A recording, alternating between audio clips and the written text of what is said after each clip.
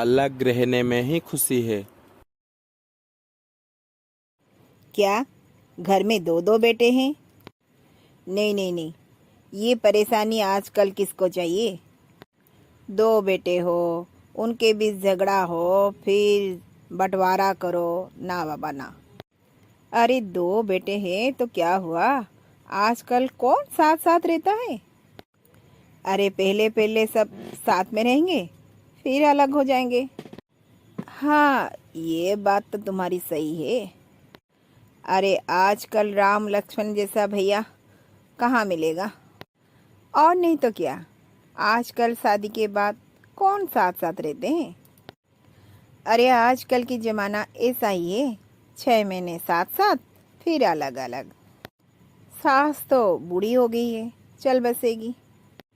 ठीक है, तो इतना कह रही है तो करिश्मा के रिश्ता मैं शर्मा जी के घर करवा देती हूँ।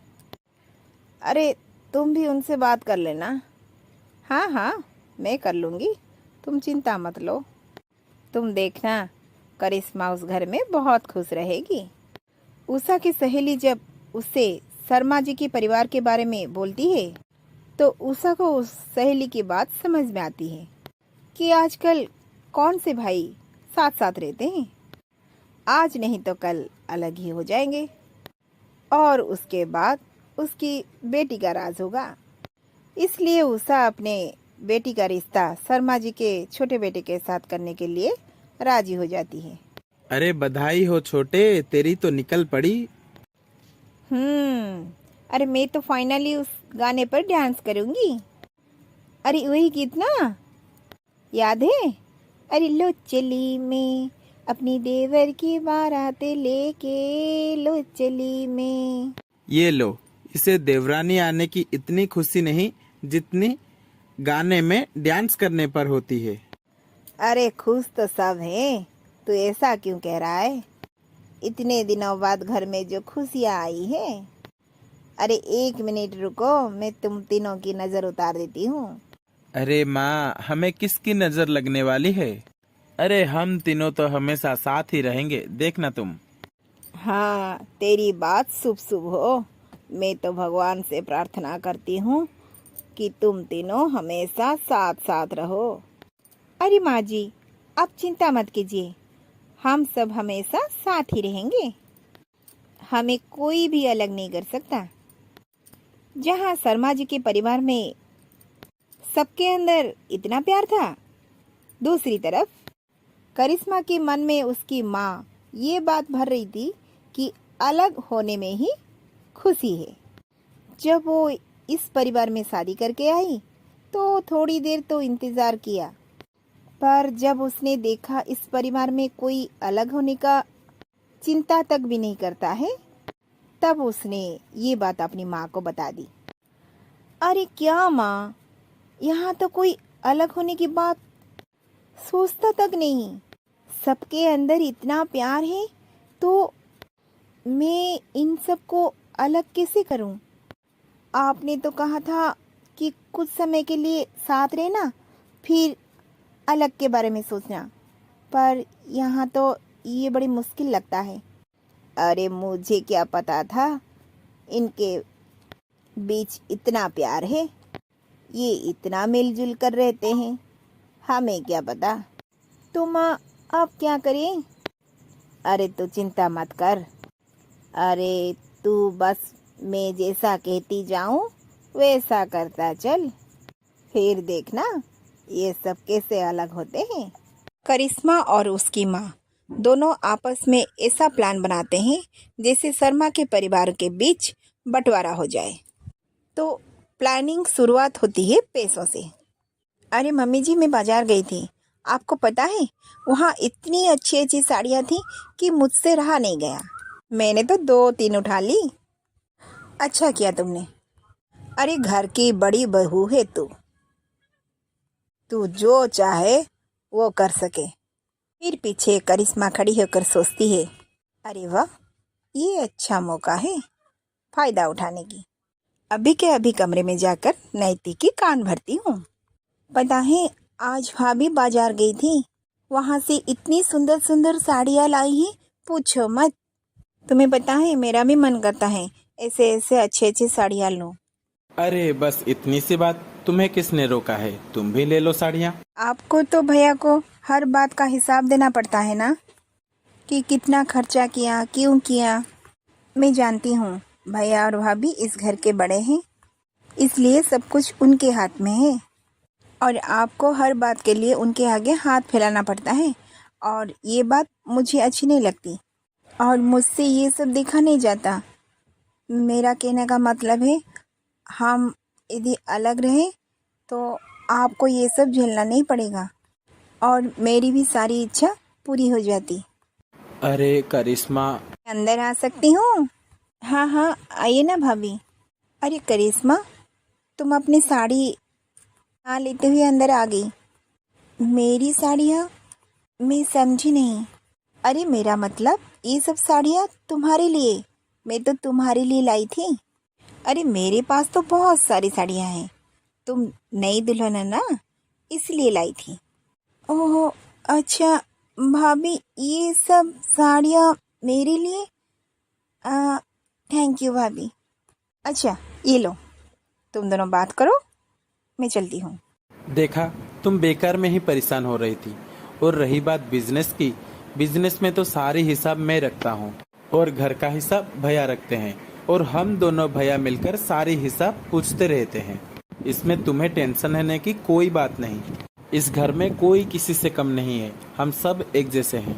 अरे अब तो मुस्कुराओ और ये साड़ियाँ देख लो, मैं अभी आता हूँ। ठीक है। हे भगवान, ये तो बड़ा मुसीबत है। इन लोगों को जितना भी अलग करने के लिए कोशिश करती हूँ, हो ही नहीं पाता। पता नहीं ये लोग कौन सी मिट्टी में बने हुए हैं, लेकिन मैं भी नहीं छोड़ूंगी।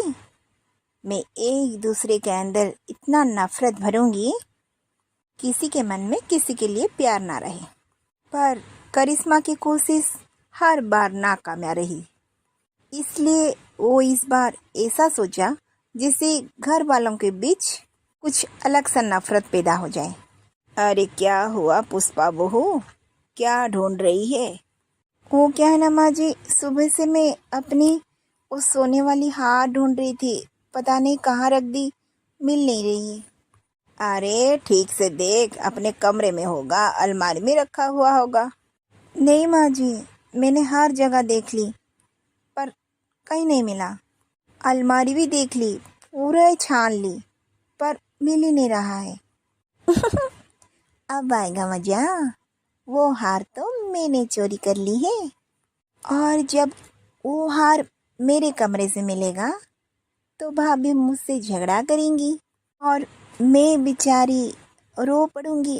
और आपने? अरे क्या हुआ भाभी, क्या ढूंढ रहे हो? बताऊं देवर जी, वो मेरा जो असली हार है ना सोने का, जो मुझे मेरी माँ ने दी थी, वो मिल नहीं रही है, पता नहीं कहाँ रख दिया। अरे एक काम कीजिए, हर किसी के कमरे में ढूंढ लीजिए, शायद गलती से किसी के पास चला गया हो। ठीक है, आप कह रहे तो देख लेती हूँ। फिर पुष्पा हर कमरे में उसकी हार ढूंढने लगती है, और आखिर में जब करिश्मा के कमरे में सब लोग हार ढूंढने लगते हैं तो वो हार उसकी अलमारी से मिलती है। अरे यही तो है वो हार, पर यहाँ कैसे? ये हार मुझे नहीं पता भाभी, मैंने इसे चुराया नहीं। सच में भाभी, मुझे ये सब कुछ नहीं पता, मैंने आपका हार चुराया नहीं।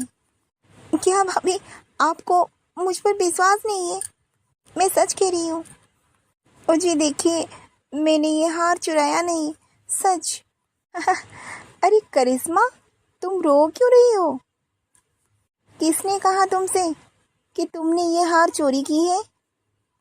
अरे ये हार शायद कोई कपड़े के अंदर रहकर यहाँ चला आया है, और मुझे तो तुम पर पूरा विश्वास है।